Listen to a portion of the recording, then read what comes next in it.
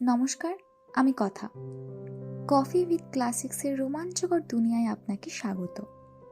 আজ আপনাদের জন্য রয়েছে বাংলা সাহিত্যের নবীন লেখক ইন্দ্রনীল সান্যাল রচিত গল্পবিজ্ঞান কাহিনী খুঁত। গল্পটি প্রকাশিত হয় আনন্দবাজার পত্রিকার রবিবাসরীয় সেগমেন্টে। গল্প পাঠে রয়েছে নীলকণ্ঠ, গল্পের বিভিন্ন চরিত্রে ইমন, বিবেক এবং আমি কথা। আসুন তবে শুরু করা যাক আজকের গল্প। একটা তালা আর একটা চাবি।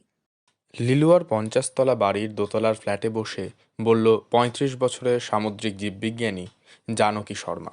কলকাতার দুটো আলাদা জায়গায় জিনিস দুটো রাখা আছে। মিখাইল, আপনার কাজ হলো আজ রাত 12টার আগে চাবি দিয়ে তালাটা খোলা। আরও ডেটা চাই। জানকীর দিকে তাকিয়ে বললেন আমেরিকার অন্যতম কৃত্রিম মেধাবিজ্ঞানী 70 বছরের মিখাইল অল্টম্যান। চাবি হলো রঞ্জন নামের একটি ছেলের আইরিশ বা কনীনিকা।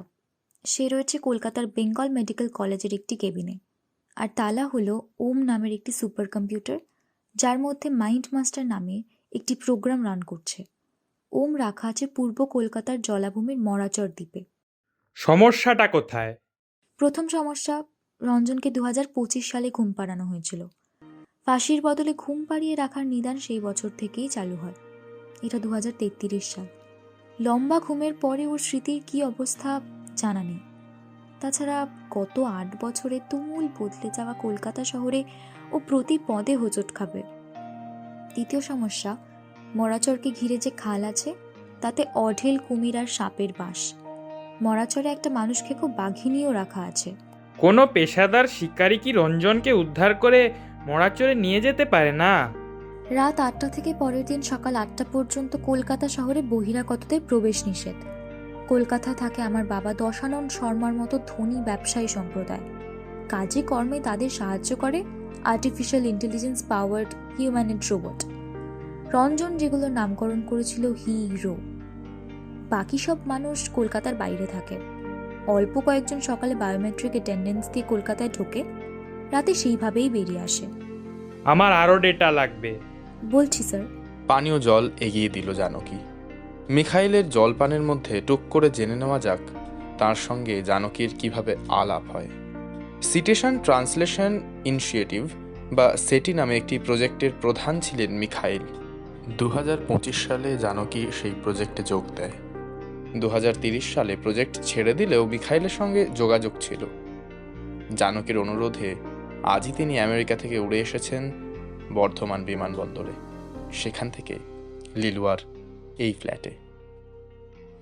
জানকী বলল, 2024 সালে মেরিন বায়োলজিতে এআই এর প্রয়োগ নিয়ে গবেষণা করতে আমি মিশিগান যাই। রঞ্জন ওখানে গিয়েছিল বায়ো ইঞ্জিনিয়ারিংয়ে এআই এর প্রয়োগ নিয়ে গবেষণা করতে। প্রথম আলাপেই প্রেম। সেটা বাবা জানতে পেরে রঞ্জন সম্পর্কে খোঁজ খবর নেয় এবং এতটাই ইমপ্রেসড হয় যে রঞ্জনকে নিজের কোম্পানি মুক্তি কর্পোরেশনের প্রধান বিজ্ঞানীর চাকরি দেয়। রঞ্জন সেখানে মাইন্ড মাস্টার ল্যাব তৈরি করে। তোমার বাবা কি করেন? আরে এই মাইন্ড মাস্টার ব্যাপারটাই বা কি? আমার বাবা দশানন শর্মা বাংলার ধনীতম ব্যবসায়ী। বাবার কোম্পানি মুক্তিকর্প আগে কৃত্রিম মেধাচালিত সফটওয়্যার আর অ্যাপ বিক্রি করত। মাইন্ড মাস্টার এমন একটা প্রোগ্রাম যা data mining, machine learning, AI, chatbot আর রোবোটিক্স মিলিয়ে তৈরি। এটা রঞ্জনের আবিষ্কার। প্রোগ্রামটা ব্যবহার করলে হিউম্যানয়েড রোবটরা শ্রম নির্ভর এবং স্বল্প মেধা নির্ভর সমস্ত কাজ করে দেবে। কর্মচারীরা অসুস্থ হলে, তাদের পিরিয়ড বা প্রেগন্যান্সি হলেও কাজ চালু থাকবে। বাংলার সমস্ত কোম্পানি প্রোগ্রামটা কেনার ফলে বিরাট সামাজিক বদল আসে। শ্রমিক, কৃষক, কুলি, দারোয়ান, কেরানি বা টেলিকলারের দরকার ফুরিয়ে যায়। শিক্ষকতা, ইঞ্জিনিয়ারিং বা ডাক্তারির মতো পেশাও অবলুপ্তির পথে। শিল্পীরা বেকার।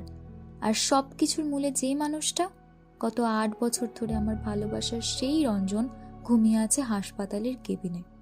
আমার বাবা ওকে ঘুম পাড়িয়ে রেখেছে। তোমার প্রেমিকের এ কি অবস্থা হয়েছে জানো কি? প্রেম না দেশপ্রেম জানি না মিখাইল। চোখের জল মুছে জানকী। বাংলার ঘরে ঘরে মানুষ নেশা করে পড়ে আছে। শ্রমিক আর কৃষকরা খেতে না পেয়ে বউ বাচ্চাকে খুন করার পরে আত্মহত্যা করেছে। মেধাবীরা অন্য দেশে চলে যাচ্ছে। এই জিনিস দেখা যায় না। আপনি প্লিজ মাইন্ড মাস্টার প্রোগ্রামটা শাটডাউন করুন। সেই জন্যই আপনাকে ডাকা। আরেক ঢোক জল খেলেন মিখাইল। রঞ্জনের অনুপস্থিতিতে এই মাইন্ড মাস্টার কিভাবে রান করছে? ওমের পাসওয়ার্ড হলো রঞ্জন অথবা আমার বাবার কনীনিকার স্ক্যান। মরাচরের বাড়ির প্রধান ফটক খোলার জন্যে লাগে রঞ্জন বা বাবার আঙুলের ছাপের স্ক্যান। বাবা সপ্তাহে একদিন স্পিডবোট চালিয়ে মরাচরে যায়। তখন বাঘিনীকে গুলি করে ঘুম পাড়িয়ে রাখা হয়। সারা সপ্তাহ স্পিডবোটটা জলের তলায় থাকে। শেষ প্রশ্ন, আজ রাতে মাইন্ড মাস্টার শাটডাউন না করলে কি হবে? আজ রাত ঠিক 12টার সময় মাইন্ড মাস্টারের বাজার খুলে দেওয়া হচ্ছে সারা পৃথিবীর জন্য। বাংলায় যা ঘটে গেছে, আগামী কয়েক মাসের মধ্যে সারা পৃথিবী জুড়ে সেটাই ঘটবে। পৃথিবীটা মানুষের না কৃত্রিম মেধার, সেটা রাত 12টার আগেই ঠিক করতে হবে। চিবুক চুলকে মিখাইল বললেন, এখন বাজে সন্ধে 7টা। আগামী 5 ঘন্টার মধ্যে রঞ্জনকে ঘুম থেকে তুলে ওর অতীত মনে করাতে হবে। হাসপাতাল থেকে মরাচর নিয়ে যেতে হবে। তারপর কুমিরের আর সাপে ভরা খাল পেরিয়ে এমন একটা দ্বীপে যাবে যেখানে মানুষ খেকো বাঘিনী আছে। সেখানে গিয়ে ওমের অ্যাক্সেস নিয়ে মাইন্ড মাস্টার শাটডাউন করবে এবং এই কাজে রঞ্জনকে কোনো মানুষ সাহায্য করতে পারবে না। That's great. তারপর ল্যাপটপ খুলে বসলেন। ঘুম থেকে উঠে রঞ্জন দেখল সে হাসপাতালের কেবিনে শুয়ে আছে। পুষ্টি আসছে আইভি চ্যানেল দিয়ে। নানা ইলেকট্রোড আর প্রোব শরীরের সঙ্গে জুড়ে রয়েছে। সে এখানে কি করছে? কিছু মনে পড়ছে না কেন? কারা যেন কেবিনে ঢুকছে। চোখ বুঝল রঞ্জন। ওরা কি বলে শোনা যাক। ধাতব পুরুষকণ্ঠ বলল, বুঝলেন সিস্টার, পেশেন্ট কেবিনে শন এসেছে। এর মানে হলো পেশেন্ট কিছুক্ষণের মধ্যেই মারা যাবে। মরে যাওয়ার খবর শুনে চোখ খুলে রঞ্জন দেখল তার সামনে দুটি হিরো দাঁড়িয়ে। ছেলে হিরোটি ডাক্তার এবং মেয়ে হিরোটি নার্স। রঞ্জন জিজ্ঞেস করলো, আমার কি হয়েছে? ডাক্তার বলল, আপনাকে হাসপাতালে ঘুম পাড়িয়ে রাখা হয়েছিল। আর হয়তো জাগানো হতো না, কিন্তু আজ 7:30টার সময় শন আপনার কেবিনে এসে টানা 2 ঘন্টা বসে আছে, তাই জাগানো হলো। এই নিন ছুটির টিকিট। এক্ষুনি হাসপাতাল ছেড়ে চলে যান। রোগী এখানে মারা গেলে স্বাস্থ্য বিনিয়োগকারীরা রাগ করেন। ছুটি কিট নিয়ে রঞ্জন বলল, শন কে? নার্স বলল, শন এই হাসপাতালের অনেকগুলো কেয়ার গিভার কুকুরের মধ্যে একটা। কেউ মারা যাওয়ার ঘন্টা 3 আগে ও তার কাছে গিয়ে বসে থাকে। গবেষণা করে জানা গেছে, মরণাপন্ন রোগীর শরীর থেকে যেসব নিউরোকেমিক্যাল বেরোয় সেটা শুঁকে ও নেশা করে। হিরো দুটি বেরিয়ে গেল।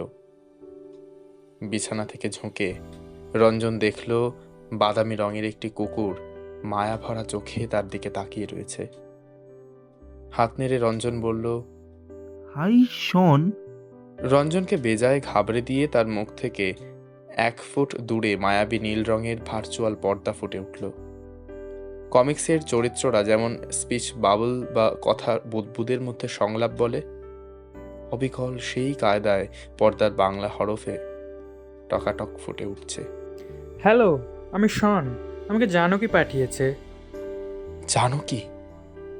একটি মাত্র শব্দ জলপ্রপাতের মতো, পাহাড়ি ধসের মতো, বুকে তীর লাগা গেম বার্ডের মতো আছড়ে পড়ছে রঞ্জনের সমগ্র স্মৃতিতে।